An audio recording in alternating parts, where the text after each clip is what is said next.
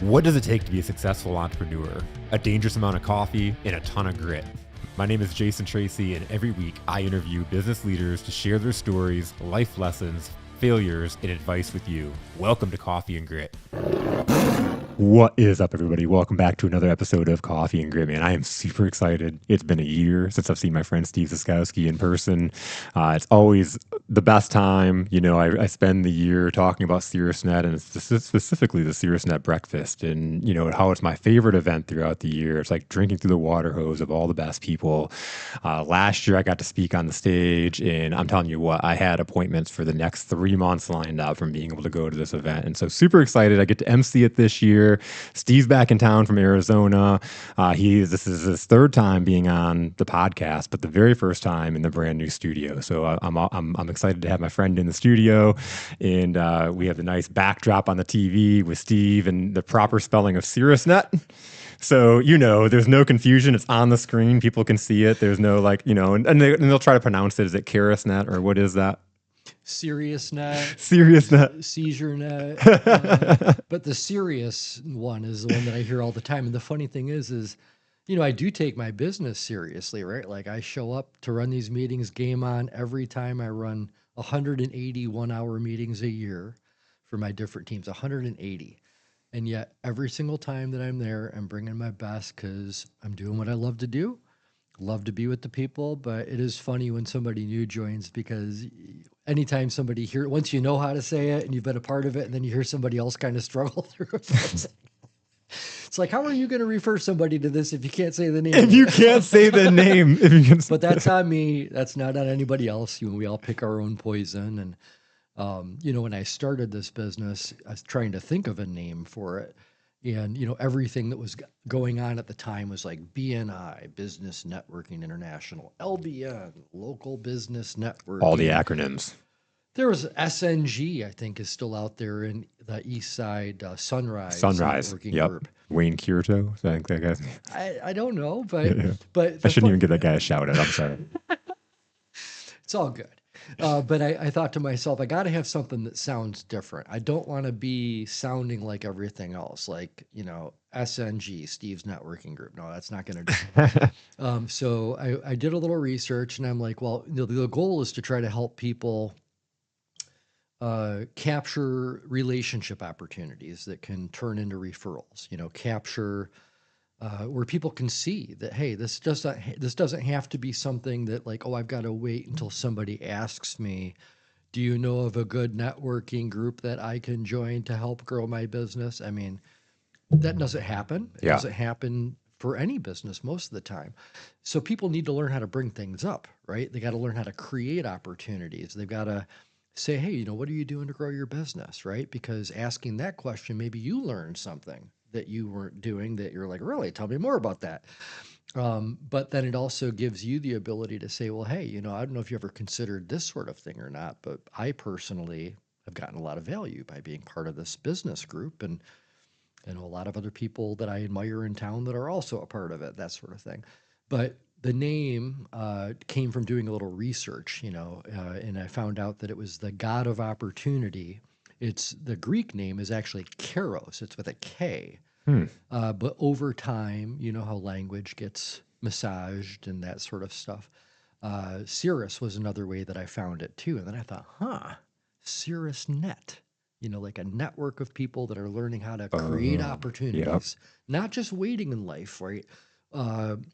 You know, and initially a lot of the times, and I'll have to do this again at one of our business meetings because there's repeating themes. As a facilitator for CirrusNet, you've done this business long enough with me where you've seen sometimes I've done a toolbox that I've done before, but repetition's the mother of all learning. But there are these themes about the importance of creating opportunities. And one of them is, you know, if you picture a person who is 100% commission, right? You were just talking about somebody that went into 100% commission work right now. Yep. I'm on And 100% commission, by the way, as an yeah, entrepreneur. yeah, oh yeah, we are absolutely. It's filet mignon or hot dogs, baby. But I would never have it any other way, and I love both of them. But if I can help people learn how to grease the wheels, learn how to just ask some questions, hear how people respond, and it's okay to plan for how you're going to help people. It's what I like to call like honorable manipulation, right? There's mean manipulation, but then there's honorable, where it's like, hey, I was planning on talking about this, right? There's nothing wrong with that. Yeah. But if, like 100% commission person, if you were to liken them to somebody sitting underneath a tree waiting for an apple, like they've got their hands in front of them cupped off, and they're waiting for the apple to fall into their hands for them to eat, it's going to be a long time in between meals. Yep. And what they're going to see is all these other apples that were falling around them that they missed because they were just waiting for this one to fall perfectly into their hands. So, what if we can extend our reach a little bit, right? What if we can start reaching out and grabbing one of those or a few of those apples that are falling around us, how to start seeing those apples? So, we're not just waiting for the ones that fall perfectly into our hands. And then the next evolution of that is where you're at and where a good number of Caerusnet people fall into, and that's they shake the tree. You eventually get to that point where you know how to shake the tree, Yeah. and you're grabbing left and right, and you're also helping other people get some of those apples as well too. You're handing those apples off. So initially we start out feeling limited. What can I do? What can I do? And then we realize all these opportunities that are around us if we're just willing to reach a little bit further, not just sit there with our hands cupped, waiting for the damn apple to fall into our hands. Well, that's one of the things that I love about Caerusnet is it's not just join the group and then try to figure out how to make it. There is a lot of education into that and Yes. teaching people how to do it the right way. Yes. And I've been in part of different groups where there isn't that education and you see people walking around with that me. And what I noticed with Caerusnet is those people don't last very long. They flush themselves out pretty quickly, which is why the breakfast is so exciting to me, is because it's a collection of all these people that think with that go-giver mindset. Absolutely. I think that's a huge thing. And because most people are very good at how they refer people to me, I can help somebody figure out during my initial call with that person, if visiting a team makes sense, if they're in the right place to take advantage of something like this. What's their experience being in any sort of a networking or team environment? Because it's still easily half of the people out there have never done anything where there's a curriculum, and education and role playing and examples. It's the best way for all of us to learn, and most people want to be successful. And if we just did a group where everybody just said, "Hi, I'm Jason. Here's who I help. This is what I do," and that's the end of it, it just would get old quick. Absolutely. But when you can go, oh, so that's how I bring up referrals, or oh, that's how a trust builder meeting should go. So I don't sit there for 3 hours and do nothing but talk about myself or let myself get ran over. There's so many elements of this that can make it successful for you. And just like anything else, education's the differentiator. Education, and then also being in something that has, I think, a good variety of different business types and different length of time experience as well too. Um, you and I are really in a very, very unique position where you're physically here Yeah. in Brighton. You're this physical embodiment going around, being seen everywhere, doing the boot camps. You've been able to figure out what are the next progressions in which I can really help my boot camp people, so it doesn't stop with boot camp, so they can keep expanding their reach, so they can Absolutely. keep growing. So you're in a very unique circumstance from the standpoint that your entire business is built on people, relationships, and storytelling. It's all those things, and it's also what you get off on. So nobody has to twist your arm to do the type of work that you need to do effectively, you already want to be doing this work. Yeah. There's a lot of people that can never do what you do Absolutely. in a million years. You are uniquely you and uniquely doing this work based on your own personal journey, the selling at the wireless stores, all these other experiences that you've had. And that gives you such a fresh perspective that most people don't come into business with. Yep. Most we were talking about this before the podcast that, thank God I don't have a widget I'm trying to sell. Thank God you don't have a widget you're trying to sell, because widgets are boring as hell. Well, and I've talked about this one experience in boot camp today in a young man that's selling insurance, and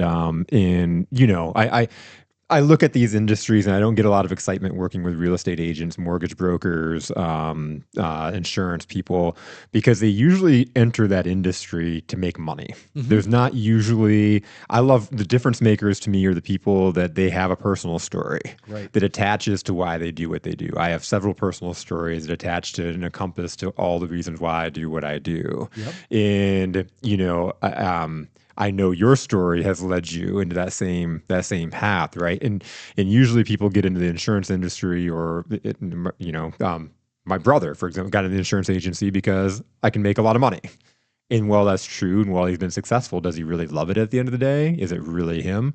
I see a guy like Jonathan Hayward, like I have no doubt that he really enjoys and loves what he does. He gets off on it, he gets excited. And he's found his voice in what he does with his clients, and he has a process. He has a way of dialoguing with the client, and there's a level of intelligence, a high level of intelligence behind how Jonathan does the work versus somebody who's like, just send me your declaration pages and I'll give you a quote. Yeah. Right. So I asked this young man today, I'm like, why do you do what you do? Why did you join the insurance agent industry? I'm just curious. And he starts telling me this story about how his dad unexpectedly passed away and they didn't have life insurance, and they had this huge catastrophe as a family. And the way he told it was really emotional. It was a really good story. I've had the guy in boot camp for 5-6 weeks. I never knew that. I never knew that story. And so I'm like, wow, that really hits me. And he's, in the meantime, told me 20 minutes before that in the conversation that he is struggling selling life insurance. So we were preparing for Caerusnet breakfast. We have Christy Reisner in the group, and she's going to be at the breakfast. And so we're preparing for 30-second introductions, right? Cool. Keeping it in 30 seconds, being compelling, right? Nice. And so he was going to sign up. In fact, now I find out there's another ticket. I'll shoot it to him because I'm sure he'll sign up. But we're practicing it because even if you're not at the Caerusnet breakfast, you got to get this and nail it down, right? And so, what's your story? Well, man, wow. And this is my master. I'm kind of like Jay-Z, where it comes to you tell me a story and I can come up with a hook on it, right? And I'm better with yours than I am with mine. Deliver the rap song. I can even deliver it. And I'm like, so what you do? And if I was you and I was giving a 30-second introduction about what I do, and knowing that about my story with my family and how your dad unexpectedly dying, right? Nobody expects to die. I'd say, I help people overcome the unexpected. Yeah. Because nobody expects to wake up tomorrow and die. Yep. Yeah. For example, my dad, smart guy, loved us, had, didn't think that he was going to wake up one day and not come home. Yeah. And when he didn't come home, it caused a huge financial problem for the family. Well, are you properly insured? Well, exactly. I'm doing this because I don't want to see this happen to other families. I care about you. I think that you'll sleep better at night knowing that your family is taken care of should something happen to you. I mean, we all have to plan for things we don't want to also see happen to you. You got to plan for the things you want to have happen. Absolutely. But you also need to plan for what if things happen that you don't want to have happen. Yep. And you helped him find that story, even though it was right there. It's But then this is my whole entire point. In I'm sharing it. We won't share his name, but at the end, I'm like, dude, you got to do that. Telling that story is going to make you so relatable because so many people are in insurance just because whatever reason, they just landed there. They don't have a personal driver. That's why wow. And he's like, I can't share that story. And I'm like, why? Oh, too emotional for him. Well, emotional, yes, but he's like, I don't want people to think my dad was a stupid guy. Oh. And I'm like, well, no, that's the point. Your dad wasn't a stupid guy. No, he was just busy Was busy. with life on the And hamster I'll wheel, take care of it someday. trying to make a mortgage payment, trying to put groceries on the table. And like you said, oh, I know it's important. I'll take care of that. I was thinking of doing that later this year, and then you're not here anymore. And to me, because I'm not emotional thinking that people are going to think my dad's stupid or they didn't care. Right. I look at it from a story standpoint of that's what makes the story gold. Totally. Because that other person I'm talking to doesn't think that they need to get life insurance right now. They think they have forever. Yep. They don't know the future though. That's right. And so if I'm sharing that story of like my dad thought he had forever. My dad's a smart guy. He had investments and he thought he was really taking care of the family, but he didn't get the life insurance. And because of that, we had a struggle getting these things taken care of and tell that story. But like, if your dad's not stupid, it's not that point, but we're in our heads so much. And it's not just him. There are so many people that won't tell their story because they feel like, oh, people are going to laugh at me. I'm going to call Christy out because like she's in our group and Christy needs to be called out. And if she's in the car right now listening to this, I told you, I told you, Christy. Hey, Christy, how's it going? So Christy's amazing. And she's another one of those people. She's in payroll processing, right? Payroll processors, credit card machines. Yes, I'm sorry, not payroll processing. I keep saying that. Payment processing, credit card processing. And we're several sessions into boot camp and I'm just like, why do you do what you do? And she's like, without skipping a beat, she says, I grew up with a family of entrepreneurs. My mom and dad both own businesses.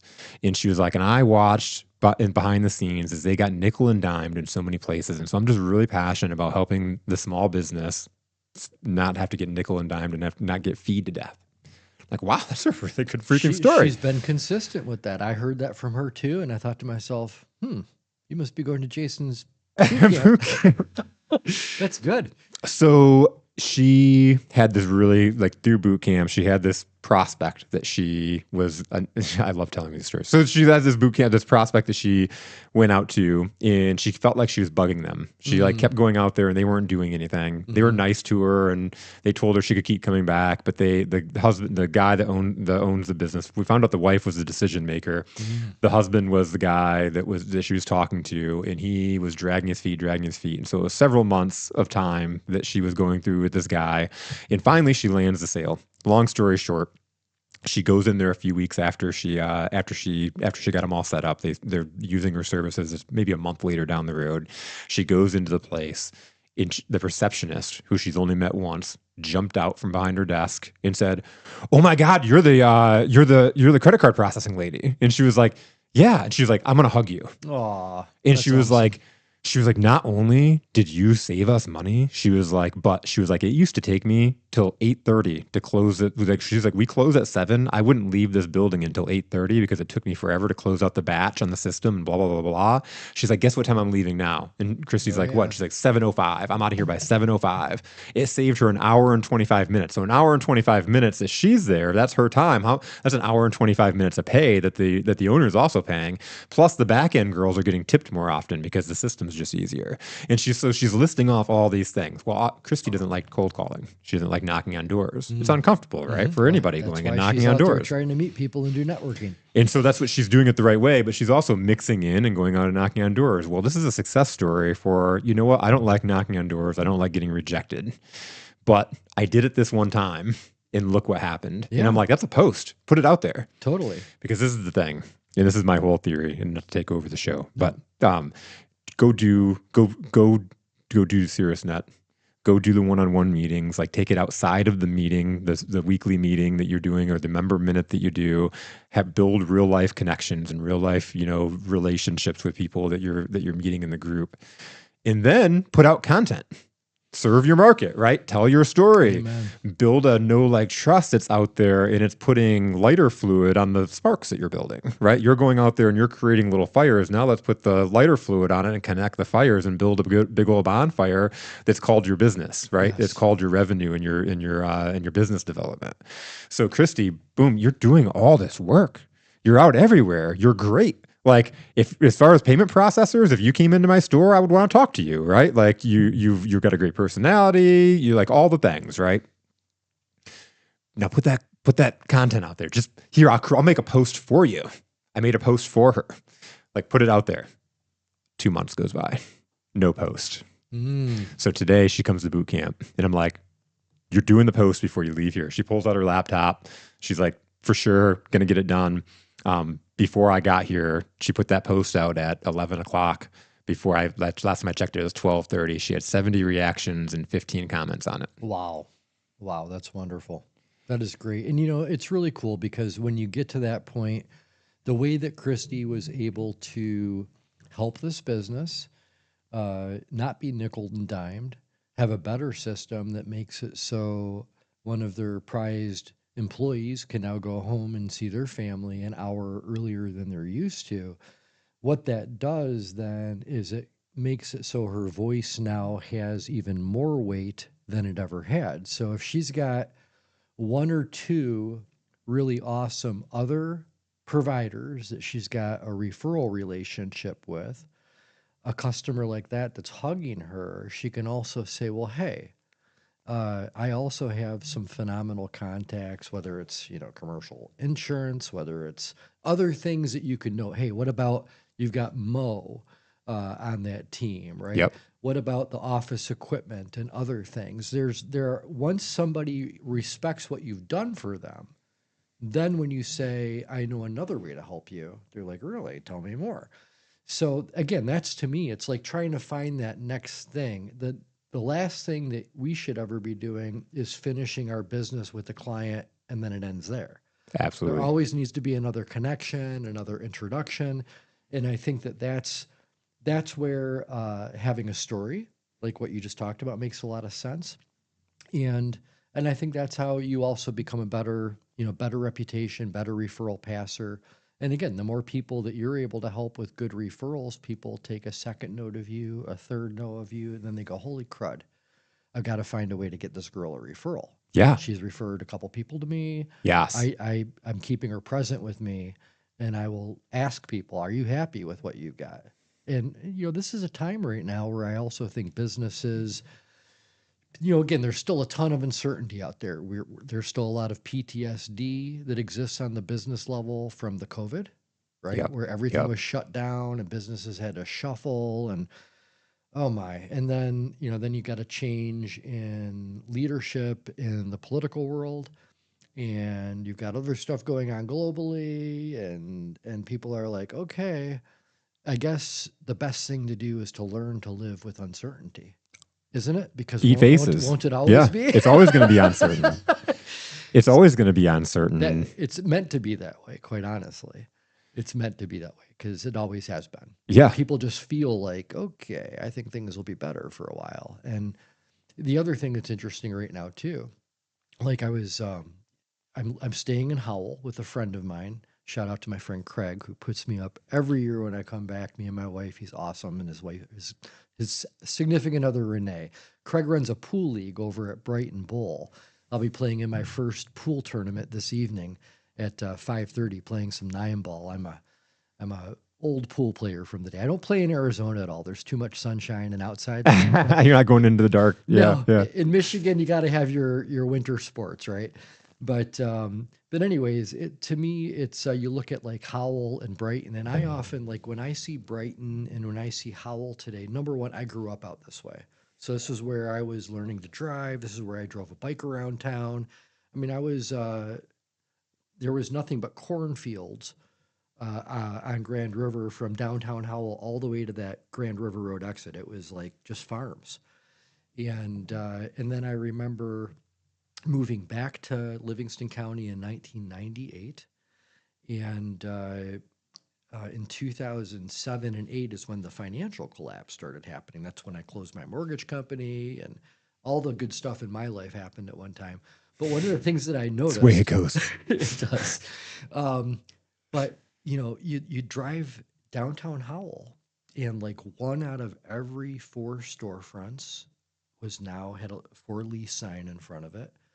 Most of the subs, 1 out of every 4 homes had a for sale sign in front of it. And this was all happened, the mortgage collapse that happened because they made it so anybody could be qualified to buy a house.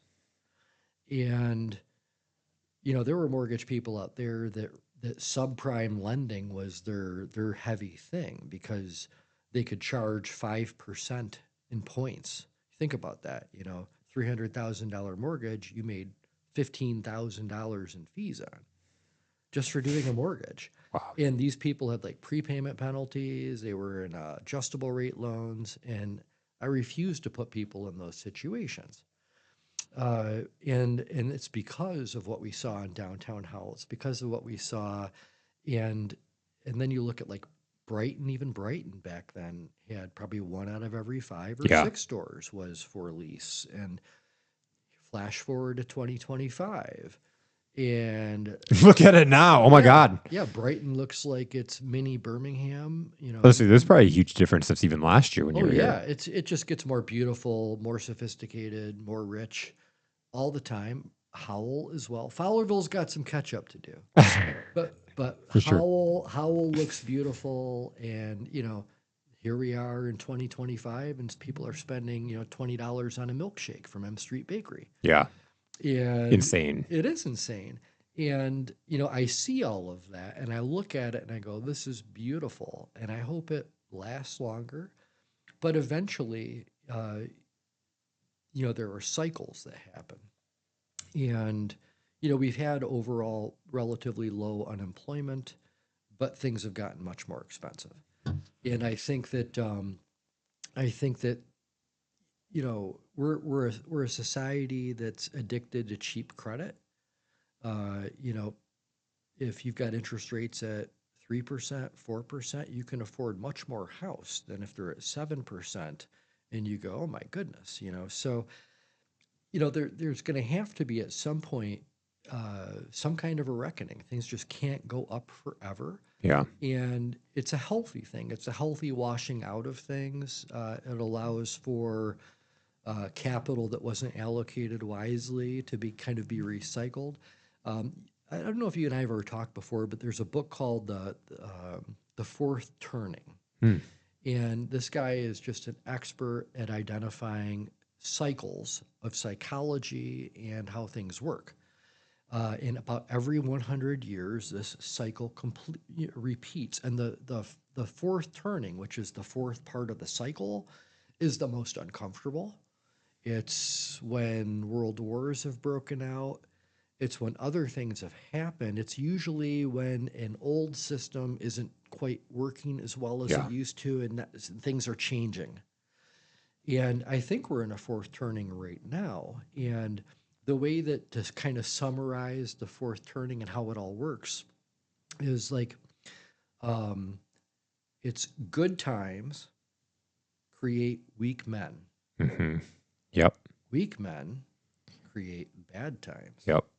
Bad times create strong men. Strong men create good times. Yep. So we're kind of right at that point between like a fourth and first turning. And it's exciting. It's honestly, this is probably one of the most exciting times to be alive, in my opinion. Um, if you can keep your head clear of all the doom scrolling and stuff like that, because they figure it out. People want to click on things they're fearful of. But if you can keep your head on straight and go, oh my goodness, this is really just amazing. I mean, here it is 2025. I live in Arizona, taking care of my clients in Michigan. Yeah. I get to come back to Livingston County, and it's like I never left. Like when I see people and hang with people, it's like I've lived here and never left. And and I'm so grateful for that because I spent my entire life up until when I left making deposits on relationships here in this area. Yeah. And if we didn't have the technology like Zoom and other ways to communicate and be together, it would have been another failed long distance relationship. Because could you imagine doing Caerusnet by phone call only? Hey, everybody dial in. Ooh, man, no. That would not work. No. You gotta have the video. Yeah. Gotta have the video. And then eventually, it'll be you put your sunglasses on, click a little button, and You'll you're be in able the to watch 'em. Caerusnet meeting room. Yep. You've got your perfect emoji of Jason there in the meeting room that's sitting right next to somebody else. And Yep. it will get there. I mean, it's gonna be like seamless. And that's very cool. But I think that there's still the PTSD that exists from the COVID. And kind of a funny thing, I've seen this happen like over this last 6 months or so in particular, where I've had people on my Tuesday morning 8 o'clock group or my Wednesday morning 8 o'clock group show up on the wrong day. And I'll be like, hey, it's great to have you this morning. Don't I normally see you on Wednesdays at 8? And they'll go, is it Wednesday? Yeah, yeah. It's like, and you're not young, you're not old either. You should be able to keep track of the days better than somebody in their late 60s. But That's so funny. That's so funny. but it's important, to be mindful of what people are going through and what people have been put through. Some of it self-inflicted, some of it just bad decisions all around, right? But here we are in today's world, and like we were talking about before the podcast, I think focusing on the positive, focusing on uh, doubling down is the most important thing. And kind of following up on that message, Connor Messina. You had Yeah. Connor here, and you did a podcast with him. What a Yep. good guy! I really Super enjoyed, good guy. me being a sports fan and liking the Lions too didn't hurt being a listener of the episode. But Connor had another person from one of the companies that he was with that was in Caerusnet that wasn't sure if they were going to be able to make the commitment just because they had some changes in another thing that they had going on. And Connor's message to this person was, you don't want to quit. You don't want to quit. You've now made some relationships. You now have some bridges to people. You've been able to gain some clients. And if you stop now, it'll be like you never started. The important thing now is to kind of double down, see where you can do more, because that's going to have more of a positive impact for you. And that's Connor, rather than saying, oh, yeah, it's tough out there and you got to really balance your time right. And, I get it. So, yeah, maybe Cirrusnet's not a good fit right now. No, I mean, there's always going to be stuff that feels like it's a good fit right now, but not the perfect fit 30 days from now or 6 months from now. But what is? What is? You gotta continue to show up for people. And I love that message of doubling down, Connor. And it was great because because a lot of people look at Connor, he's been building a book Yep. successfully in an industry that's not easy to attain that level of success. But Connor's been able to do it. And because of that, people look to him, and he gives the right advice. And we were talking about this before the show. I think that people really do respect and appreciate it when somebody takes that time to give them an inspirational talk, be either just an ear to listen to and again encourage. But just a couple quick short stories. I remember like when you just had started your business, and I never know, like when somebody first comes into Sirius, I have no idea where they're at in their business cycle, if they've Yeah. been doing it already for a few years, did they just get started? And you were just very into the beginning of starting your sales coaching. And Jim Campbell invited you to that meeting at the Lions. The Lions, yeah. Yep. Yep. Yeah, and Which is really crazy because several years later, when I joined the group, a couple years later when I joined the group, I realized I pulled out a sheet from that day of when I visited. I'm like, oh my God, I'm on the Wednesday 10 a.m. group. That was the group I visited. was it? Yeah. Oh, that's crazy. Yeah. Yeah, that is crazy. Well, so the funny thing is you came in, and I think I recognized you either from the wireless store, maybe popping in there once before, because I know Brian Biskner, Yep. you coached him. But I think I might have also seen you at the Yes networking stuff, Oh, because for sure. I went and did some of that as well too. Yep. But I followed up with you a little bit, but I could just tell at that point you were still like really trying to figure out like that what's my perfect way to help people, and how can I express It's lasted that? till just now. I get that. I totally get that, brother. I do. But the thing is I wouldn't ask somebody Go ahead, keep talking. to take a step forward and do something like Cirrusnet when you don't have what it is that you want figured out yet. Because if I have you join a group and you're not able to, and you still haven't figured out what you are yet, how is anybody going to be able to help you or refer you if you're not sure yet of what that is, right? So I think I tried to follow up with you a little bit. And, you probably had a lot of follow up from different people because you're probably getting out there and just trying to get the lay of the land and what are things that are worth your energy and attention and what are things that you can skip to later. But the funny thing is I did feel like I want to stay in touch with him though, because I got a feeling that when he finds that thing, Yeah. this guy's going to be golden. He's Yep. going to be kind of unstoppable. So the cool thing is I think it was even after when we were into the pandemic, I think it was that first year into the pandemic. I can't remember exactly what it was, what inspired maybe I can't remember what it was that inspired me to reach out to you. But I'm like, let's grab a cup of coffee at the Starbucks in Yeah. Milford. Yep. Do you remember what it was? Do you remember what it was that made me reach out to you? Well, so it might have been before. I think that was before COVID, actually. Was it right before COVID? Yeah, and then I joined Caerusnet. We had a conversation. You asked me to be an on-demand speaker for Referraltopia. Referraltopia, Yeah. yes. Yes. Yeah. Okay, perfect.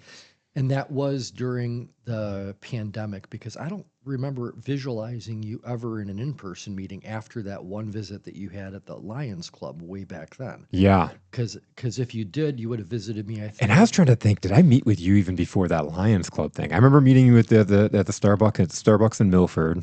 I don't think No, so. was it not? Okay. I don't think so. And I think, the thing is I think you were maybe getting your podcast going and a few other things. And I maybe went to your website and I'm like, okay, he's got a podcast. Yeah. He's starting. He's got a website now. He's got some other cool stuff. I think he's put himself in a position now that he can play with others and play confidently and bring some value. And so, you and I went to Starbucks, but the main thing, I didn't go there, quote unquote, to like sell you a Caerusnet membership. Yeah. I came there because I wanted to get to know your story. I wanted to share my story with you and see where you were at with your business. And then when it felt right, I'm like, okay, I think Jason's ready to play.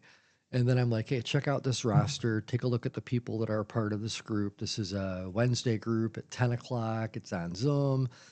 You know some of the people and you recognize some and you're like, okay, yeah, they're not playing in the child sandbox. This is the good sandbox to play in. Yeah. Yeah.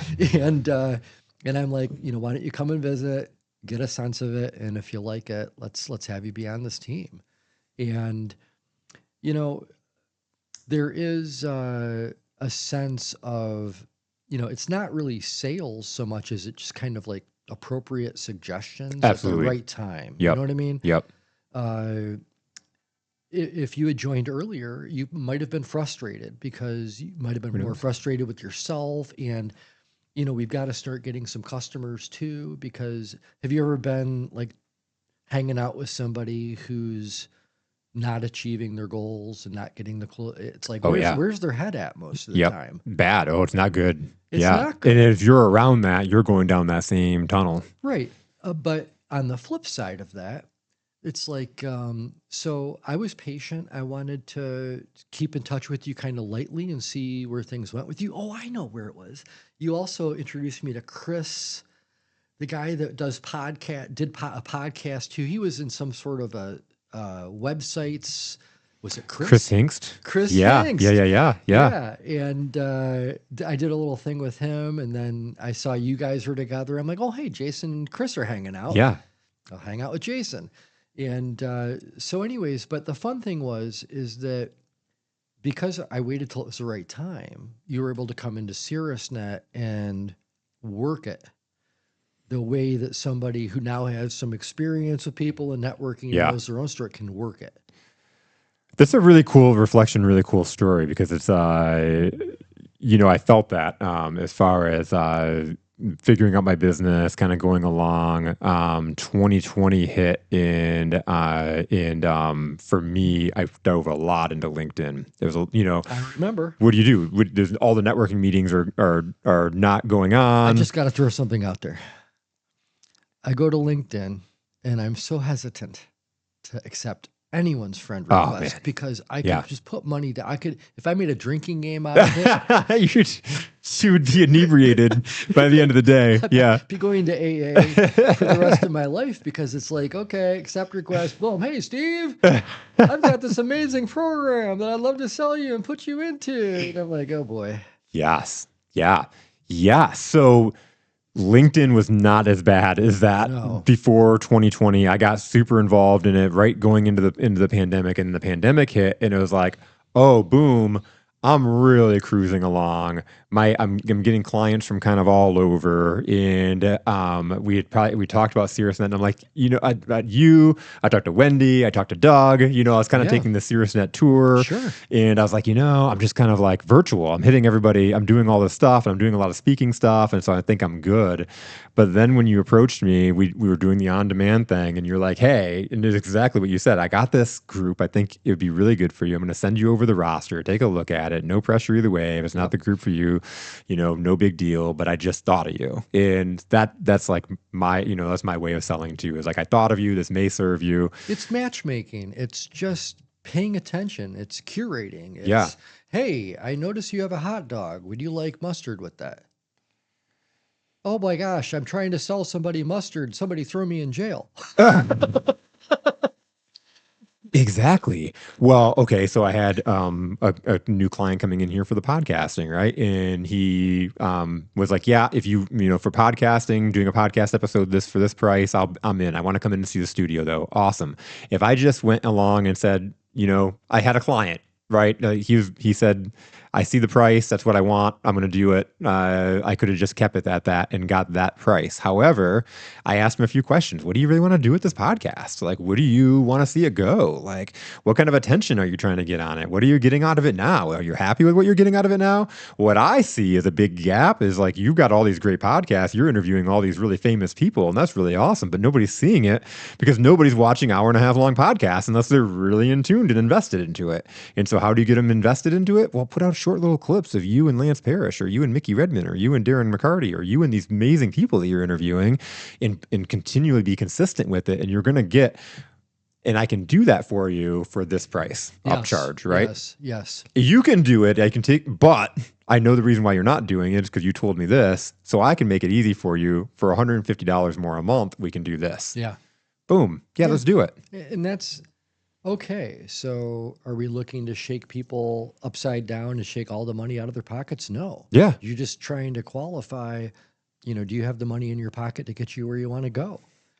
And it's about making him happy, because you can have the podcast, but what do you really want to happen out of it? Correct. Like, where do you really want it to go?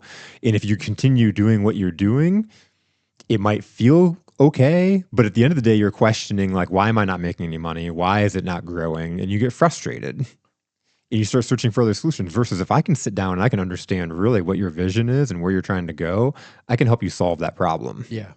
Well, and I think too, so you get some opportunities when you're in your line of work, as well as when I'm in my line of work, to be difference makers. We've talked about, not everybody that goes to quit Caerusnet or is going to leave Caerusnet that I'm going to object to, and try to keep that person in the network. Like, if no disrespect to any chamber out there, but I've belonged to a few of them over time, and never, any time that I quit, did anybody get a hold of me and say, hey, Steve, we'd really love to have you have more impact at the chamber. We're just kind of curious, where did we lose the value? Are you doing something different? And you're missing a lot when you can't get that kind of data. But there are times in the network, like when somebody tells me that they've got to go, depending on who they are and what the story is, it makes perfect sense. Yep. And I'll be like, hey, I get that. Thank you for the time that you spent with us. You did awesome. You passed some great referrals. You got some great referrals. Congratulations on your promotion, or you're moving to another state, or whatever it is. Yep. But congratulations on that. And my door's always open. I've welcomed people back into Caerusnet that were members 12 years ago this year. And it's because I don't make people feel bad if this doesn't fit what's going on for them right now.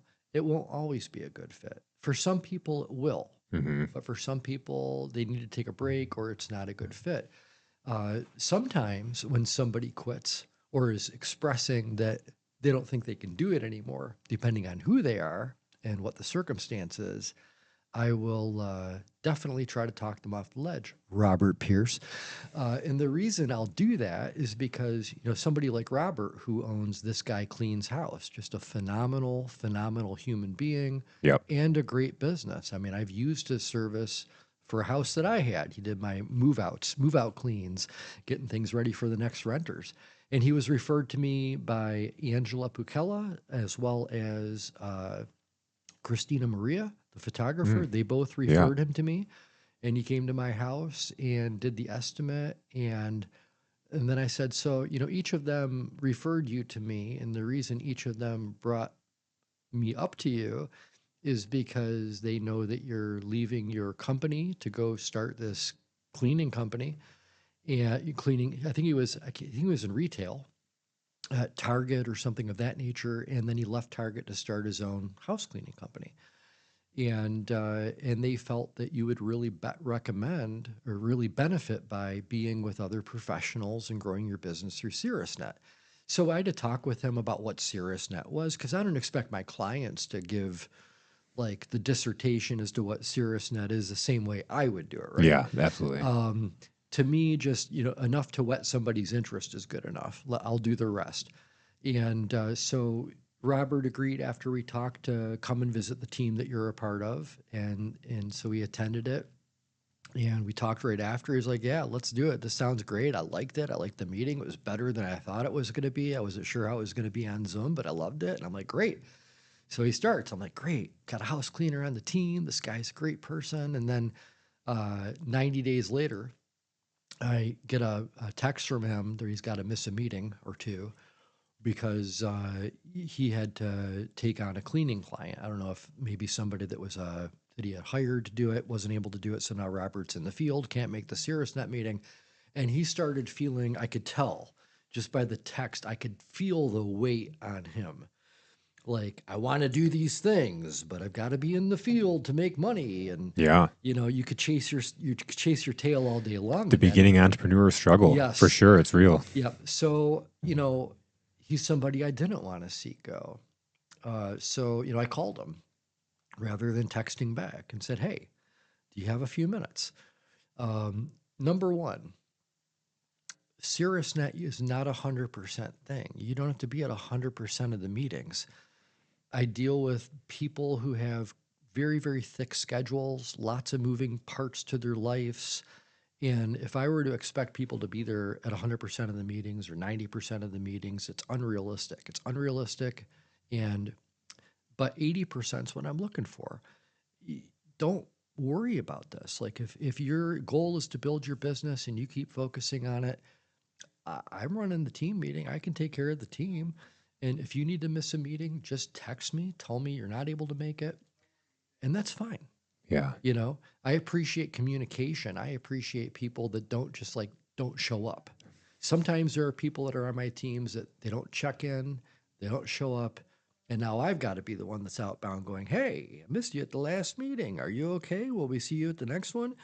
And I do that because I want people to know that I am paying attention to who's there and who's not there. Yeah. But with Robert, I'm like, man, you've got ambitions to grow your business. This is probably one of the best Caerusnet teams you can be on. And if you stop now, you might not keep going and you're going to miss out on a ton. So we talked, and he said, "I feel so much better. Yeah, I'm going to stay in. I'm going to stay in it." And then, he becomes the MVP of the team and becomes a Caerusnet facilitator and is running a team out in Fenton, which the cool thing about that is he asked me when he was thinking about becoming a facilitator. I invited him to a facilitator workshop luncheon that I was doing over at the Howell Winery after the breakfast a few years ago. And he sat down and heard all the facilitators kind of talk about their journey and what they liked about facilitating and, the bruises along the way. And he was very engrossed into just kind of listened a lot. So I couldn't tell, like, is this registering with Robert? Did this being a part of this further excite him, or maybe pour the cold water on it just a little bit? But then where his hang up was he wasn't sure if his vision for doing it was going to be okay in the Caerusnet system. And his vision for doing it is having a Caerusnet team that brings the Holy Spirit into it. Yep. A Caerusnet team that's guided by God. Yep. Where they feel like they're doing holy work together. And it's not like they're baptizing people at a Caerusnet meeting. It's just they might open with a prayer for God to bless these businesses, to bless their mission, to bless that they think of each other and are able to support each other and refer each other. I said, Robert, that is a beautiful thing. I have no problem with there being a divine Caerusnet team, because there are people that's going to speak to. There are some people that's going to scare away, but that's okay. Absolutely. Because you're not trying to attract those people. You're not trying to attract them. Absolutely. And there are many people that might just be more agnostic over it. They might be like, hey, I have no problem with going somewhere that opens in prayer. I think that's a nice way. I'm not necessarily like a devout Christian or something like that, but Robert's not demanding that. He just wants to have people that are okay with that. This is what we prayer. do. Yeah. So you're not uncomfortable when all of a sudden that's happening. Like there's the expectation set. Correct. Yeah. So, Robert's done a great job with his Fenton team. You had Tom Rivers here a couple podcasts ago, kind of kicking off your new studio. And, I get somebody like Tom that joins one of my teams who does the C12, Christian advisory groups for businesses that want to have those biblical principles and, grow their business in a truly faithful way. And so, when you were talking about the people that he was connecting with, I'm like, yeah, those were like all like the first initial. You got to meet Doug Moffat, right? You got to meet John Manuel. You got to meet Robert Pierce. All these people that are running around advertising, I'm openly Christian and I love it. Those are the people you need to meet too. So it's just very cool to see Robert grow his business, and Kevin Zyskowski, big part of that. A lot of people in Caerusnet have we all kind of lend our hands to each other a little bit. We all learn from each other. And I always say, like in Caerusnet, there's the expected, there's what you're going to expect to see, and parts of the experience that you're going to expect to have happen. But then there's unexpected, beautiful gems that happen between people just through a great collaboration, a great synergy. And you can't advertise those things. Yeah. Those are things that each person sets out and finds on their own individual Caerusnet journey, right? Your journey is a different journey than my journey and Doug's journey or anybody else's journey. They're similar but different. And so, when we talk about caring enough about people to say, hey, let's pull back just a little bit for a minute. Let's take a deep breath. Let's do the bird's eye. There's no decision that has to be made today. Robert, you don't need to decide to quit Caerusnet today. How about we just pull back?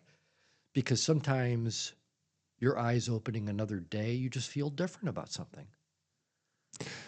I loved it because you talked about this, talking about this topic, and it immediately made me think of before I started my business as a sales director for a company in going through and having to let go of people or someone coming to me and saying like, you know what, I'm not making any money, or, it's time for me to quit. I'm going to get this other job. I got this other job offer. And there'd be some people that'd be like, good luck, best wishes. Not because I didn't like them or anything else. It's just like, you're right. This is not a good fit for you. Correct. This is not a good fit. It wouldn't serve me in order to keep you. I might need bodies, but like it wouldn't serve me to keep you. And that's like when I look at selling or leadership, it's like when we are literally serving people. There would be other people. I had this kid, Josh, that, he'd constantly come to me and be like, I'm going to, join the Navy. I'm going to go be a police officer. I'm going to go sell cars. I'm like, bro, you can't sell phones. How are you going to go sell cars?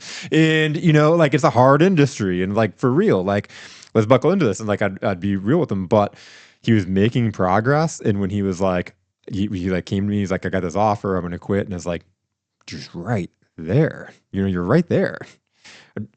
I'm not trying to convince you or like be greedy for me, but man, like it's like the diamond, digging for diamonds and you're like right there. And now you're Yes. going to turn around and go an opposite way. And it's going to take you down a different path. You might do, like stay, like I promise, stay. You're right there. Yeah, absolutely. And again, so just being, I think anybody listening to this, don't ever, ever, ever underestimate the value of kindness, paying it forward, just investing in people a little bit, providing encouragement. People really need that. And they remember the people that do that for them and with Absolutely. them. And so Robert Pierce, I just love seeing that. And there have been some experiences in Caerusnet too, where this morning when I was over at the Brighton Coffee House, I had a number of folks from different teams stopping in to say hello and hang out and schmooze for a little while. And one of the gentlemen that I didn't know was going to be there that came there is real estate agent out of my Canton team. His name's Scott Shea. Awesome guy, just awesome guy. And the funny story is that he's the only real estate agent that team's ever had. So from the beginning, he's still on it. But he's more than just on it; he's in it. It's like every time a visitor comes to that team, he is somebody that will call them afterwards, want to go grab a cup of coffee, and it's because he is genuinely interested in getting to know another person, seeing how he can be helpful. And how many other people to meet a real estate agent at networking things that never does any of that stuff. And it's not like he's doing it hoping to list your home tomorrow, but he just wants to be helpful. Yeah. And but I got to tell you this little story about Scott. So uh, we were at that point with the group where we were getting ready to kind of go through the first growth phase to then grow the group to that next phase where you actually look like a team. Other people are going to be attracted to it. So building that solid foundation of having the right people. So my wife Ava was the person that started the Canton team initially. She got it going, got to meet people out in Canton, and then it got to a point where it was time for Steve to take it over, and we were still trying to figure out the real estate agent spot. So two agents come to the group. I'm not going to name the other one. We'll just call him. Well, we'll call his first name. His name was Andy, and so Andy comes to the group, and Scott comes to the group. And so I've got two people that I'm evaluating in my mind who is going to be the one that's going to give the most to the group, is Yeah. what I think. Who's got the most ability to give to the team?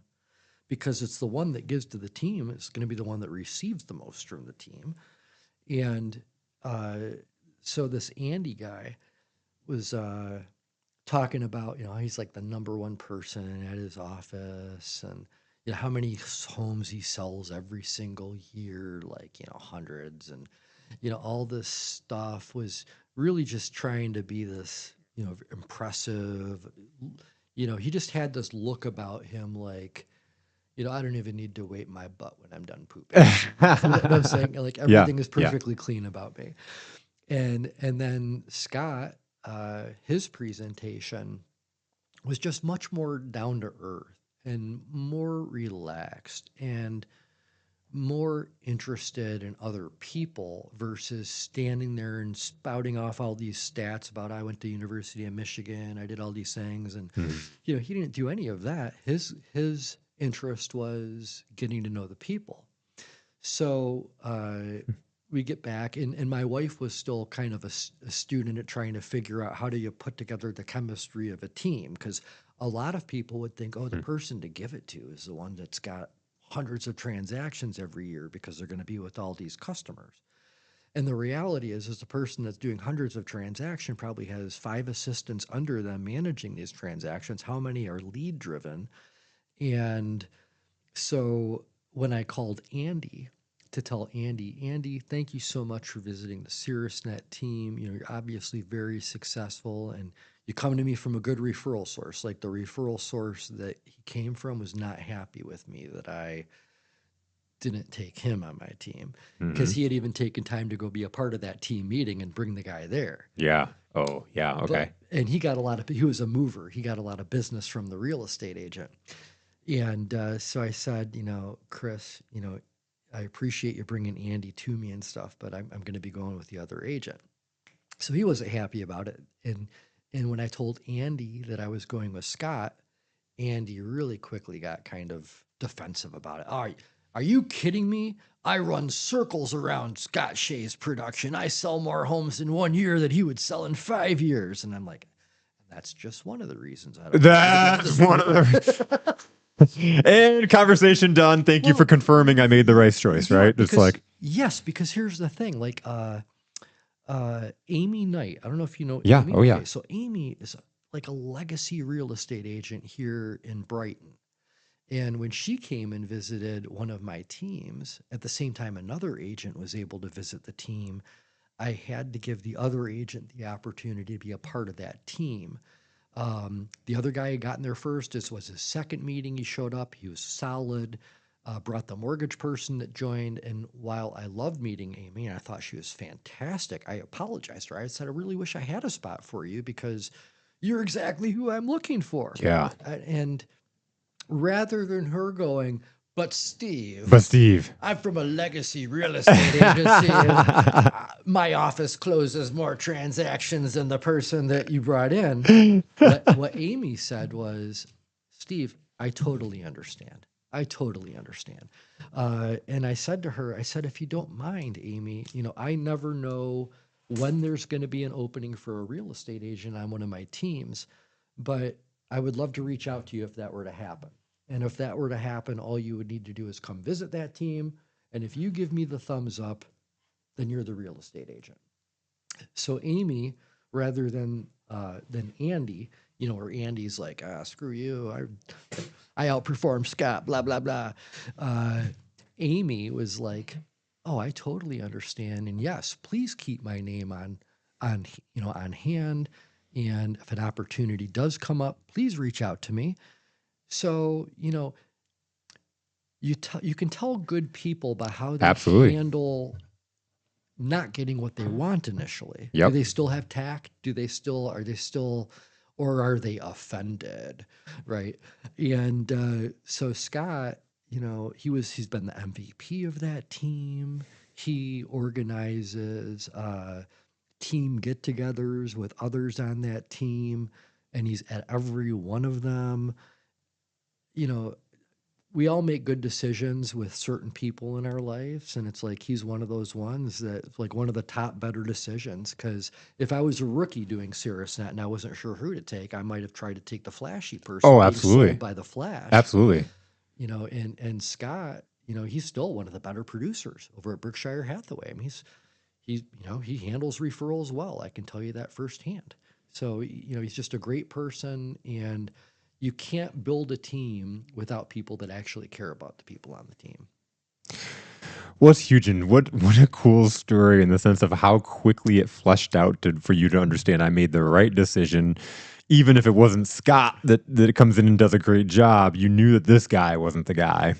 And then for Scott to turn out being the MVP, being the guy that has done so well, being the guy that came all the way out to Brighton to see you when you came in, from out of town, like that's really cool how that happened. It's like not every client is our client. That's right. That's right. And the other thing too is, I've given referrals as much as possible to just about everybody that I can in Caerusnet. And I probably have the best qualified real estate agents, the best qualified mortgage people. I mean, these are people that they've been doing it for a long time and they actually care about their reputation. They actually care that the client gets a good end result.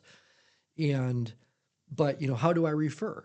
I refer based on how I think they're going to mesh with the people I'm referring them to. If I've got 4 agents that I could refer to, or 6 agents, and a couple's going through a divorce, I've got a Leanne McKeon on one of my teams.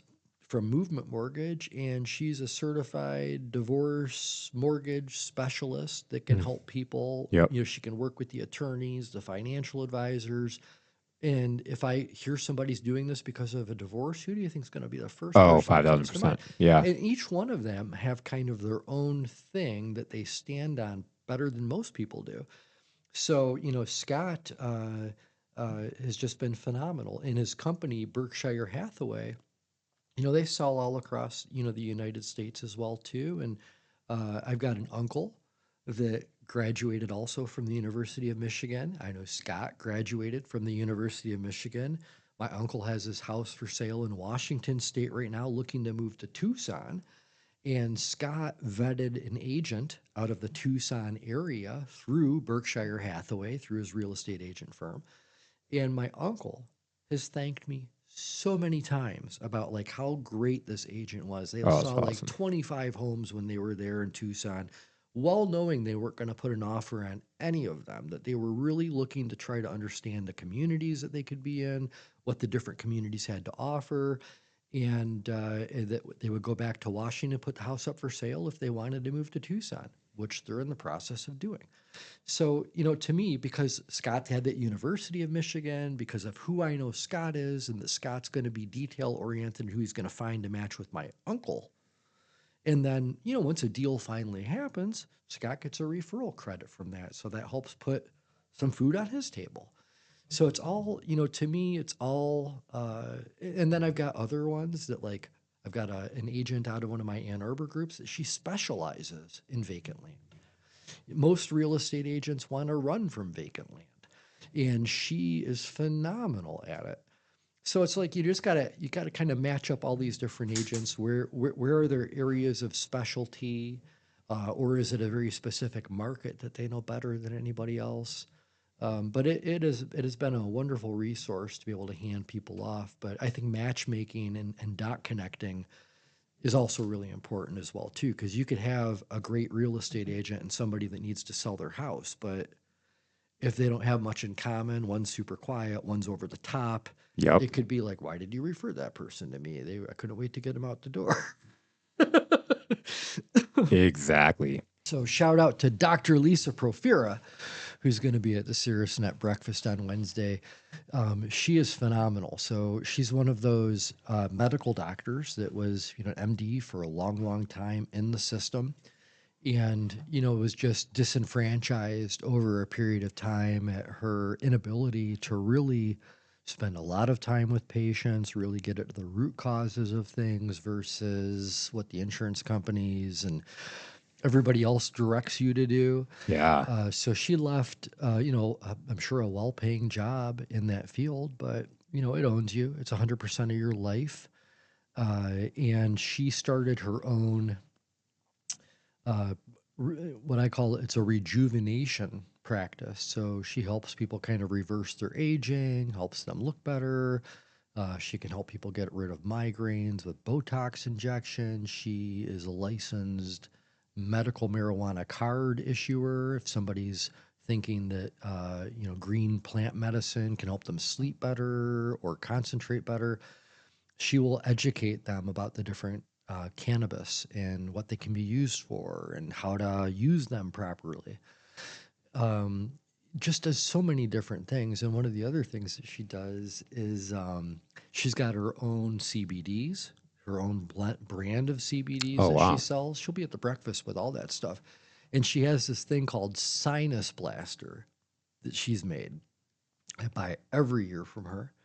And I wake up in the mornings, even in Arizona sometimes. I have to get up at 4 in the morning to be ready to run my CRTS meetings by 5 a.m. in Yeah. Arizona. Yeah. So I'm waking up kind of maybe in the middle of a normal sleep cycle, and sometimes my sinuses just start kind of draining into the back of my throat, and I'll have to be sucking on like Fisherman's Friends or doing other things to try to get my voice back before I'm starting a meeting. And I know I've got to talk like the first 20 minutes of the meeting.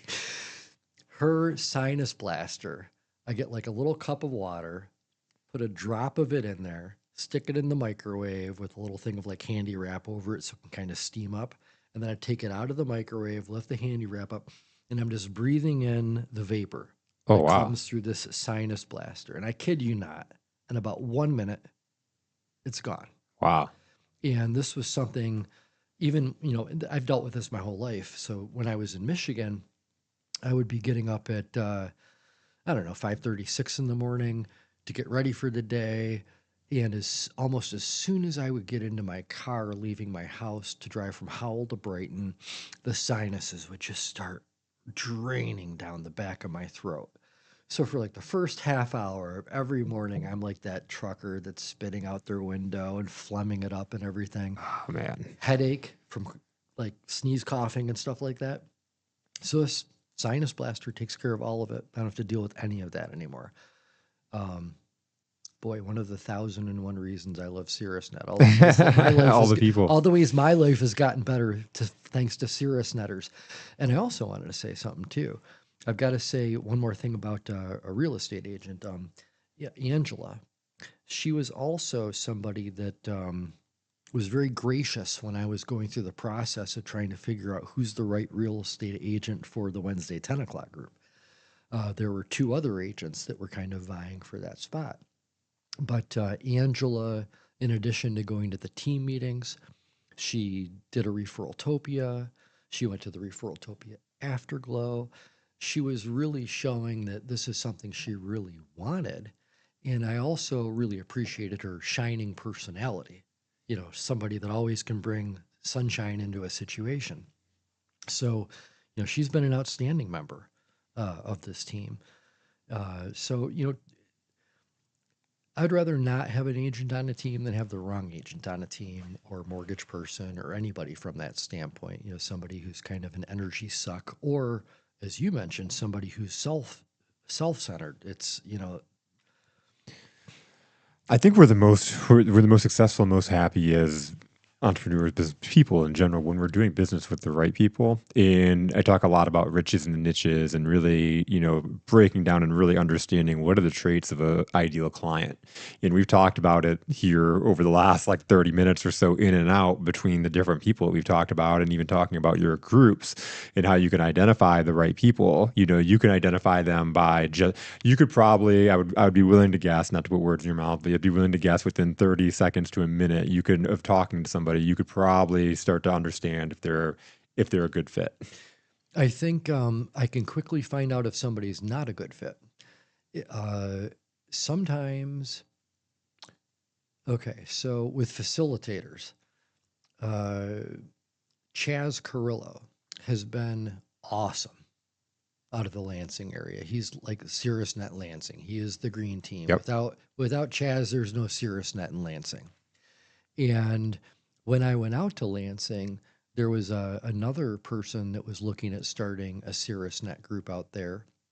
And he seemed like, he had all the shine and just seemed like kind of like the other guy I talked about with the mortgage person. Yeah. And with Chaz, he was just very friendly, but he was just kind of authentically, humbly himself. It was a nice conversation and stuff.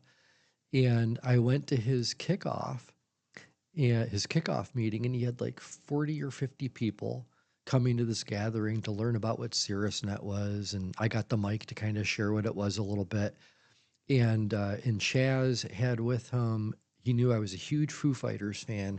He had some David Grohl drumsticks that he gave me as a gift, which I still have today. And these are the little things that people do and pay attention to. What other things does somebody That's so like, cool. right? So Yeah. so Chaz is just like, he's so well loved because he's not about flash. He's about action. And he's like, in terms of like the number of things he does, and he's like the Jim Campbell of Lansing from the standpoint he's at all the networking things. But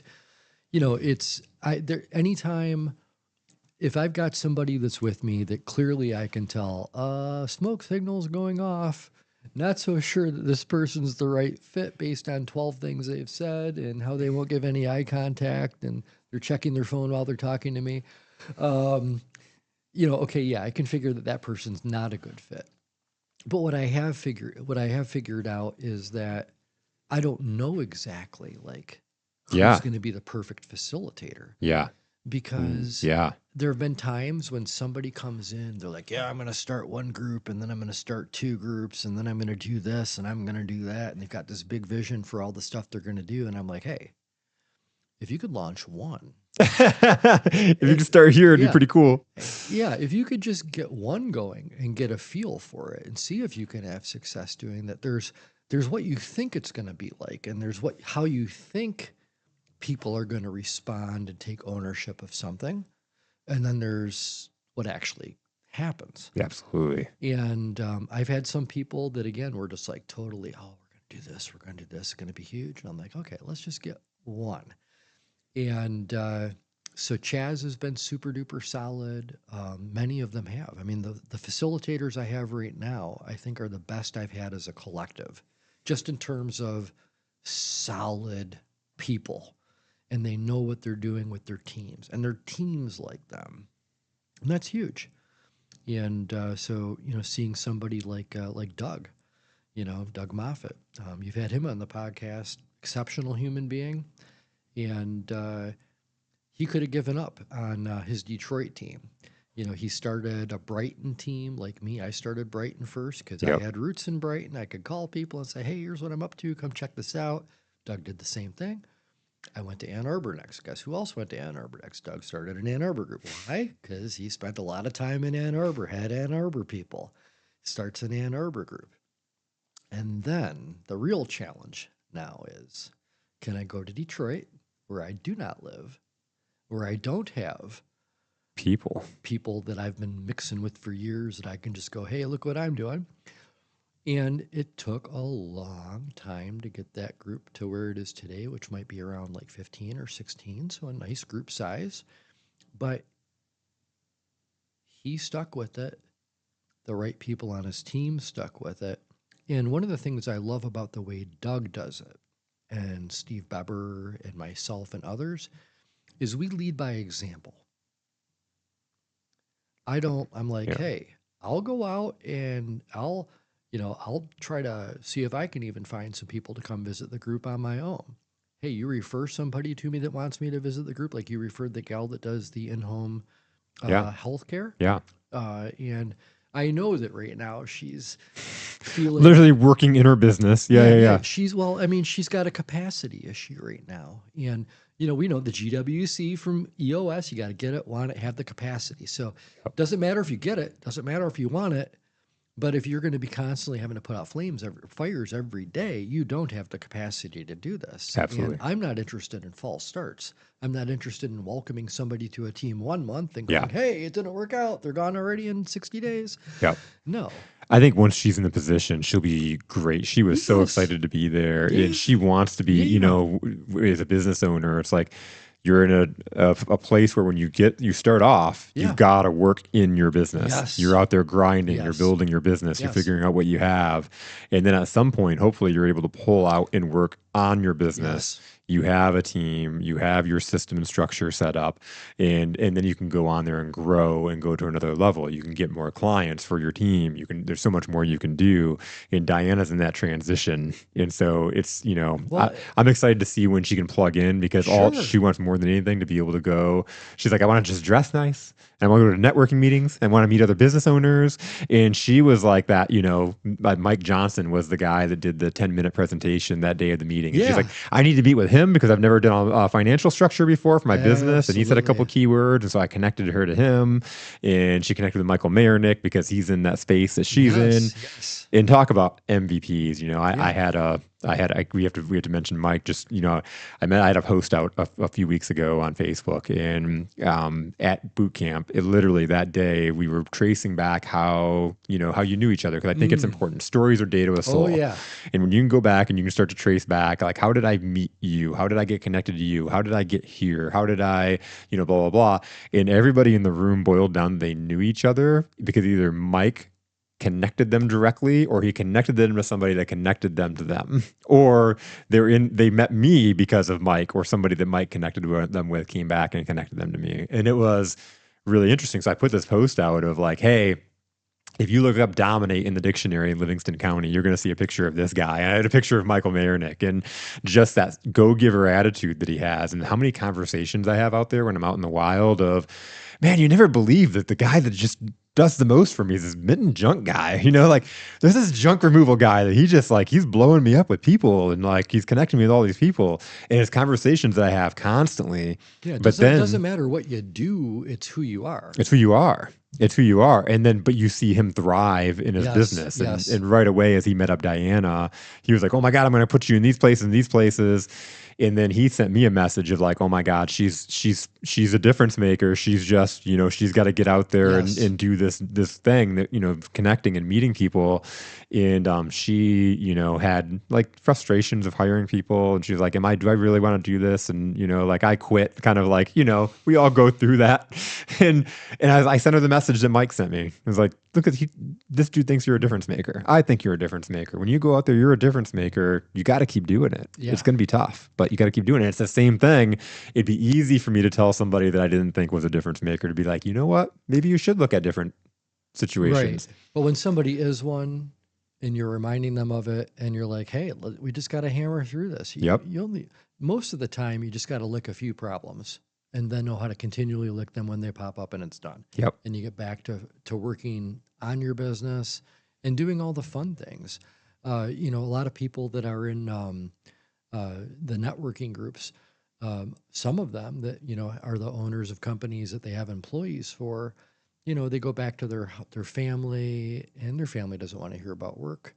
And they probably don't want to talk about it much either because they're home with their family. But if they're looking for people to relate to that are their employees, that's probably not going to work so well either because those people don't look at the business generally the same way as the owner.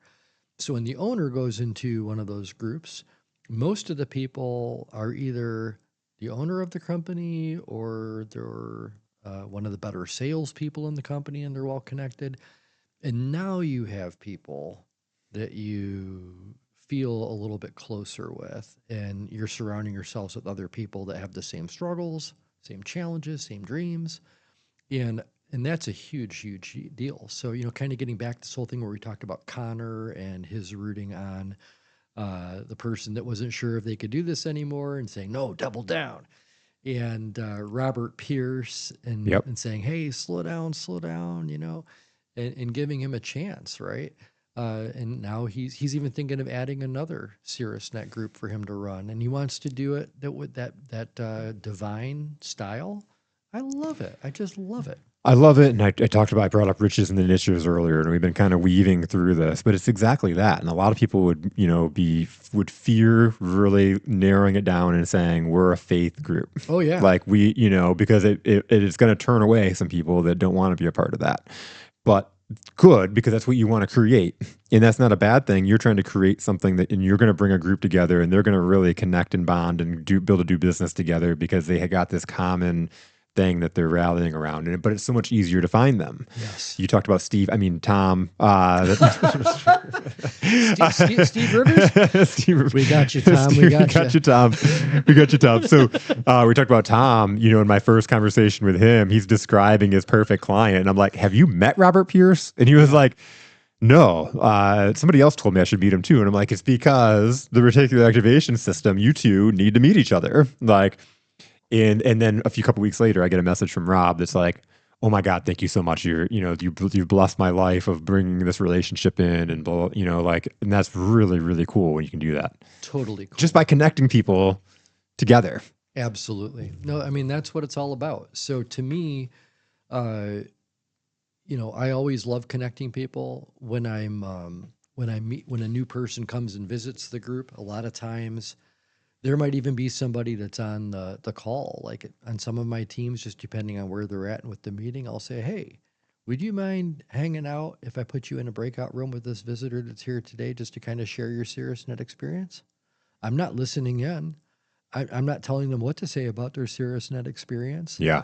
But hearing it from somebody other than me automatically lends more credibility to what it is, because people are always going to think I'm just going to say whatever needs to be said to get somebody to try to sign up. Yep. But my goal isn't to get people to sign up. My goal is to keep building a better team. That's the goal. And sometimes that comes from signing somebody up, and sometimes that comes from asking 3 people to leave. And you've kind of taken us to the back the behind the curtains of your process, and we talked about like how much I love Sirius. Thank you. People that have listened to the Thank you, by the show. way, for all of the kind things you've said. It's really kind of weird. It's like everybody, Jason and I are not in quote unquote business together or anything like that, but we kind of are. Yeah, absolutely. We kind of are, because neither of us need convincing of what we're doing anymore. And we're both helping people in such different ways, but with the same aim. It's the same aim, and it's truly to help the right people, right? Because again, I've from all the episodes that I give you the shout outs, and it's warranted. I wouldn't say it if I didn't believe it, mean it. When I'm out and I'm talking to people about why they should join Caerusnet or check it out, and like all of those conversations, it comes down to these same points, and it's like the people talking about the breakfast, and it's all the best, fire hose are the best people. But it's because you don't just take anybody. And I think, a lot of times, as long as you can write the check, you have a space in the group. If you fit the industry and you have the check, you can get in the group. I'm a private company. I'm a private business. I'm not a nonprofit that's taking grant money and has to have inclusivity for everything. Yep. I don't have to do that. Yep. I would be very unhappy if I did.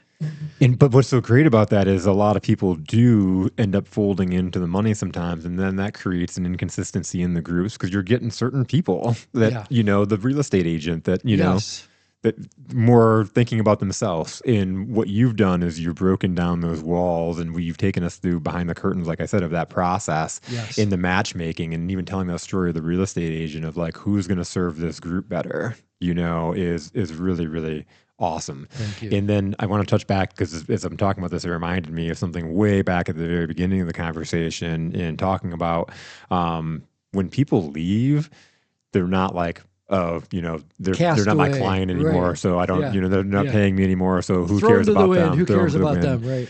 And I think again that's another element that just makes this group special and what you're doing special, because I've seen people come to the breakfast or to Referraltopia. They're like, I used to be a member.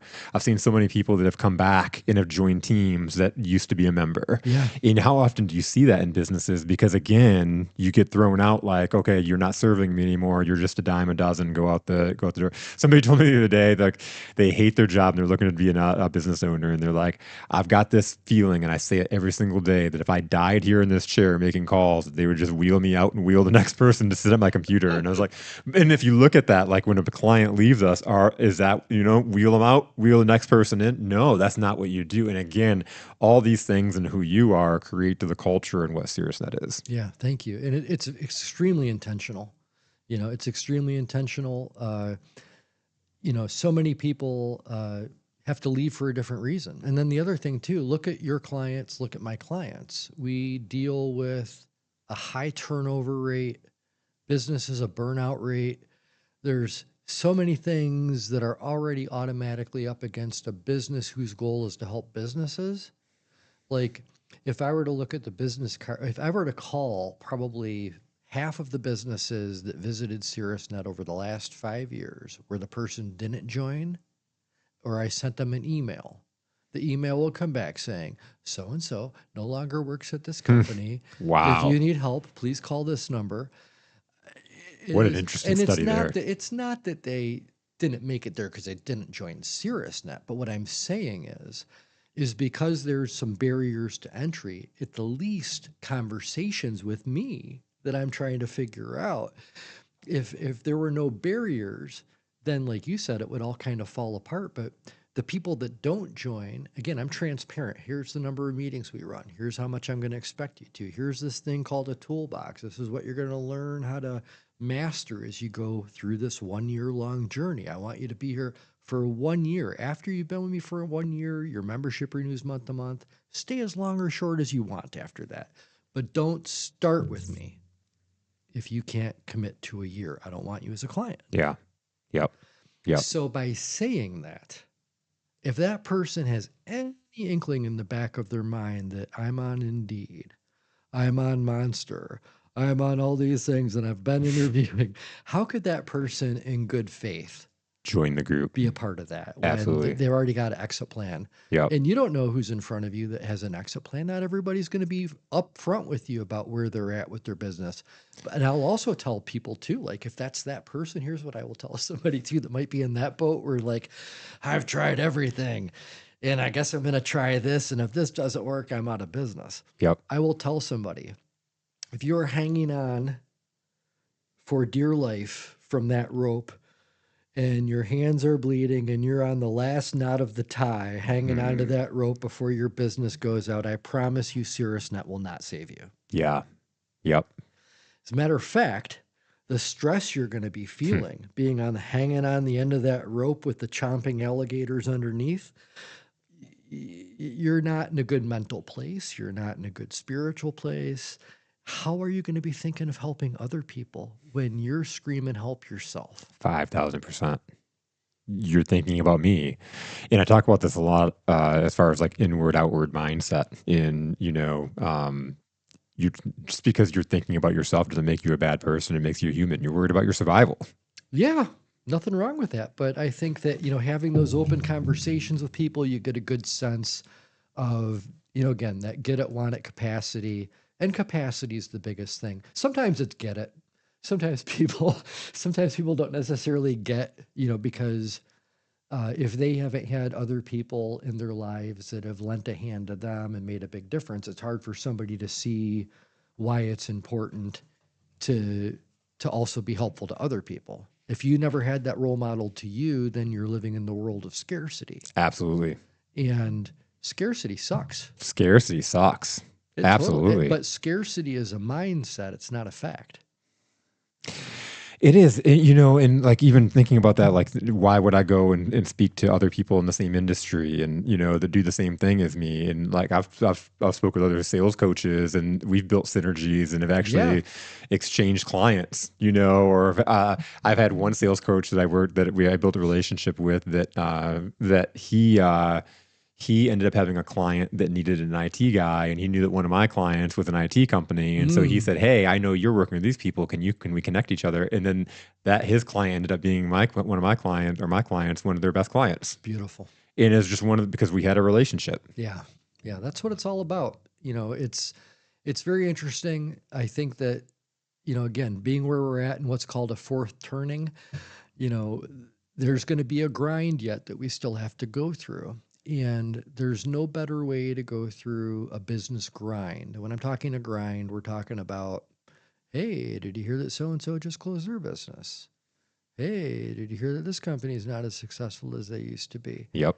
The only way to get through that, to cross that bridge and to make it safely to the other side while the bridge is burning around you, is with other people in a pack pushing together. Why do I know that? Because Caerusnet was started in 2007, 2008, during the financial collapse. Brighton and Howell were, not like they look today. Yep. And how was it that the people made it through that together? That's how they made it. They made it together. Somebody was there holding people together, getting people to ignore all this outside negativity. You can't do anything about any of that, so why focus on it? What can you do? Yep. What can you do? What can you do? And what can you do for other people? We talk about the uncertainty and the things that we can't control. That's the definition of eat faces. Like we could sit here and complain about it, but what's that going to get us? We could sit here all day and be pissed off at all the things that are who's president, whatever. And I could spend all my time on that, right? But then at the end of the day, what kind of change did I make? How did I help myself? Like it's not helping me or my family. I think that it doesn't take a big person to spot problems, inefficiencies, things you can be critical over. It doesn't take a big person to see problems with things. Anybody can walk into something and find things wrong with it, right? Yeah. The people that you want to hang on to, those are the ones that go, hey, have you ever thought of this? I just wanted to put that out there, right? Here's how something maybe could be better. And you know what? Maybe they've thought of that already and it doesn't work. Yep. Okay, that's no problem. But maybe, wow, hey, that's a good idea. And to me, there's more possibilities than there are for anything else. But, we're limited to our thinking sometimes until the backs are against the wall. And I think a back against the wall for a lot of people and a lot of businesses can be such a huge blessing, even though it doesn't feel comfortable. What you grow through, you look back on, for all you helicopter parents out there, stop helicoptering. Let your kids scrape their knees. Let them, Yep. have their love losses. Let them drop out of college. Let them do these things, Yep. because when they make it through, they will be more resilient, they'll be tougher, and the next time the economy's in a crisis or some major thing happens, those people can sit there and go, yes, this really kind of sucks that this is happening, but I've walked through fire. I made it through the other side, and Yep. I know that I can get through anything that's coming my way now. But those ones that are rescuing everybody from ever experiencing difficulty, you're really not helping at You're not all. helping them at all. Not at all. Nope. They've got to go through it. You make a decision so first off, how do you grow confidence? By making a decision. Yes. It literally by making a decision, because that decision is going to lead you to a new experience. And either it's going to be good or it's going to be bad, but either way, you're going to learn through that experience. And then you are able to get stronger. You're able Yep. to adapt. You're able to figure out and problem solve. And when you're doing all that for your kids, man, you're robbing them of those experiences. You're robbing them of those opportunities to expand that confidence. That's right. And I think you've talked about this before, even with some podcast guests in the past, where a lot of times the parent is there trying to help the kid, but it's mostly because the parent has the issue. Absolutely. And it's like, man, I Yeah. love my kids too.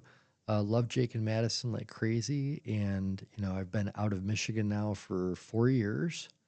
I've left them both young, and unbelievable that not once have either of these kids called me, hey, Dad, my car broke down and I don't have any money. Or, hey, Dad, I lost my job and I need money to make a mortgage payment. Yeah.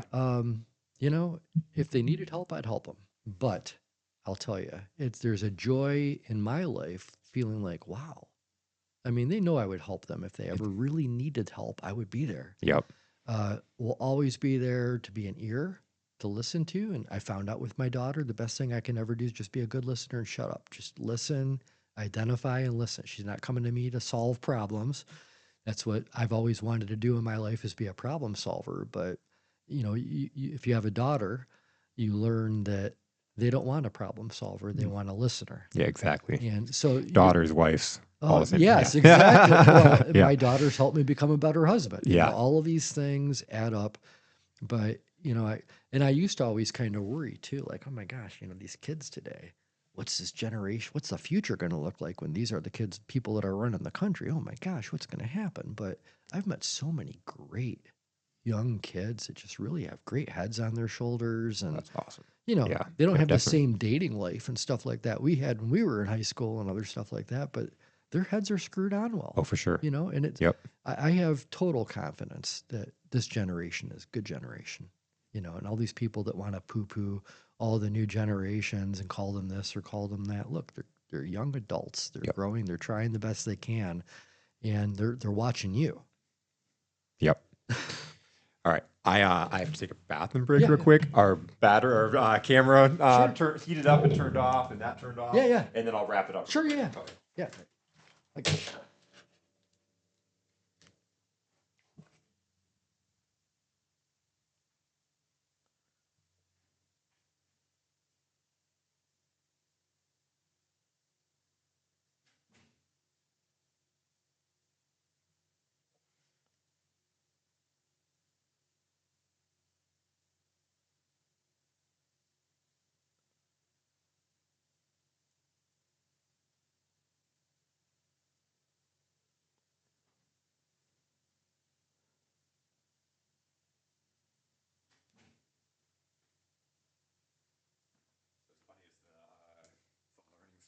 Yeah. So we literally had a camera that would shut off every once in a while. Yeah. So we just warrantied it out, got a new camera, and then we bought another camera, and we haven't had a problem all last week, and then for some reason this one keeps turning off.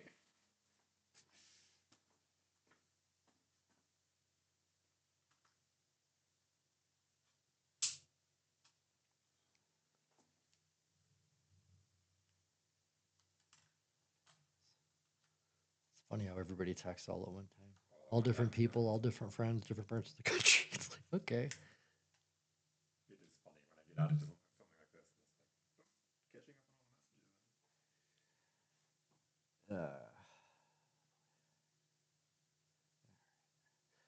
all the messages.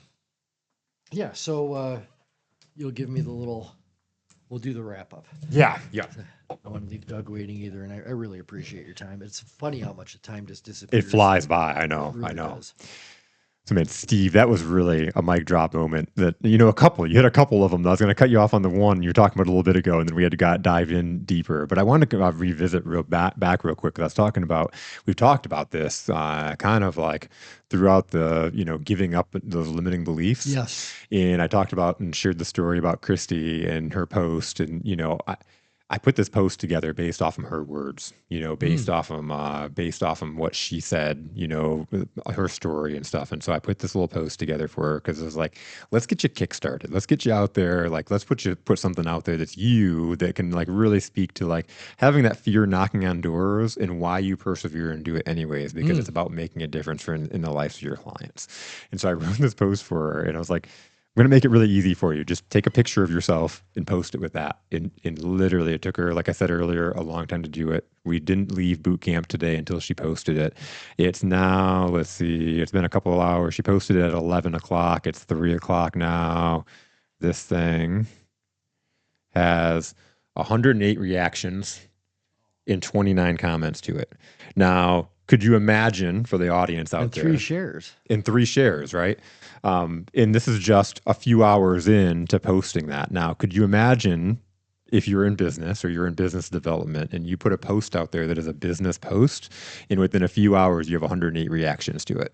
Yeah. What does that do for your business, right? And maybe it does nothing, but what it does is it gives you a spotlight. It's the reason why you have the billboard on the side of the road. It's the reason why you do the advertising and stuff like that. But the really cool thing with social media is it allows you to build that know, like, trust, and you can go out there. And the thing is she's already doing the work. She's in Caerusnet. She's hitting all the networking meetings. She's building connections the right way. She's connecting and referring people. She's doing the right things.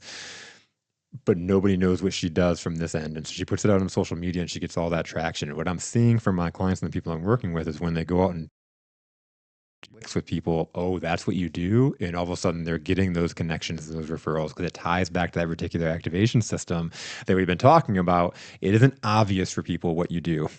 It isn't obvious for people that you're looking for new clients. Right. You could tell people I'm a photographer, but like that's a whole, what kind of a photographer? Do you do wedding photography? Do you do, because if not, it doesn't make any sense to me until you say, yeah, I do wedding photography. And now you're like, oh, my daughter's getting married. Yes. In a few weeks or in a year, like maybe that's a good fit. Absolutely. But it has to be obvious. And so I just wanted to give Christy that shout out because Christy, you went and did it. You put that post out there and look at it. Look at it. You're getting the results I told you you'd get. So way to go, Christy. Well done. And one quick thing too. I love bringing you up, especially when I've got a business that I'm meeting with that I know needs to work on the confidence building, the voice, the story. It's so important. And everybody does have a story.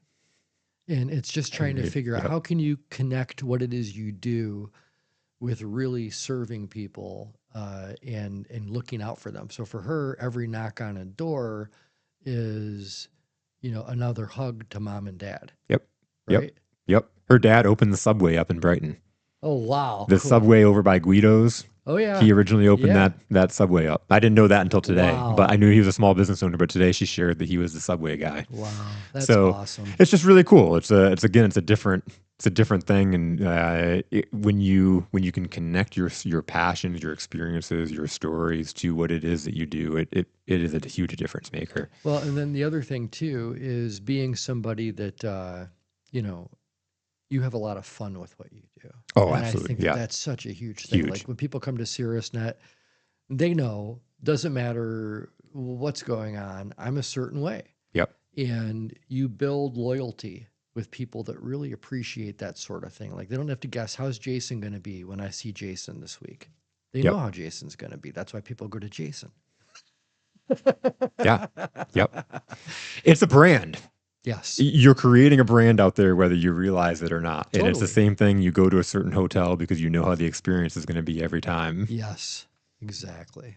So, Jason, brother. thank you so much for letting me be. This is the third time. Yeah. And the fun thing is, it hasn't been at the same location at any three. Let's go. That's right. I've been all three. All right. But I got a feeling you're gonna be camped out here for. I'll a while. be here, but you know what? Who knows what happens You don't out know. of it? You could be doing this on an airplane somewhere. We could be doing it on a plane. So like Mike Noonan signed up. We're gonna when I get Go back Noonan. from Arkansas. So next week I'm going out and we're gonna do a podcast from his location. Cool. So he's got a cool office, a cool setup, and we're like, we'll bring the equipment to you. Yeah, he's such a fun guy. He's a fun guy. You talk about having fun. Oh my goodness. I'm like, yes. dude, your job description you had, and then I can't remember what he did the second week. It was just funny. He's like, he's got this whole like, He's so witty. yeah, He really is. He really is. He was a great addition to Caerusnet. And he was somebody that was, he had been in a different group that went on to Zoom during the pandemic, and it was like 90% of the people turn their screens off during the meeting. So it's like when a person's talking, all they're doing is looking at a sea of black names, and then Mike visits our Caerusnet team. And he's like, Steve, that is so much better than I thought it was going to be. When you told me it was online initially, and I could tell, you and I both watch people like, hey, all of a sudden you turn pale white. What just happened? yeah. And he goes, but it's different. But I think the difference is intention. So if you're on an online group, no, there's not that just, hey, I got there 30 minutes at the meeting this time, and there was another person there 30 minutes, and we sat and schmoozed for 30 minutes. Yep. Or I stayed after and schmoozed with people for 30 minutes. No, the schmoozing is gone. So what has to replace that is the intention. Yep. The intention of connecting with people regularly, bringing people into things. But the intention is all it takes. And, how many times can you watch a TV show where you see something on a screen and you start identifying with the actors? Right? It's the same thing on Zoom. Yeah. Have a strong screen presence. People will identify with you. Absolutely. Yeah.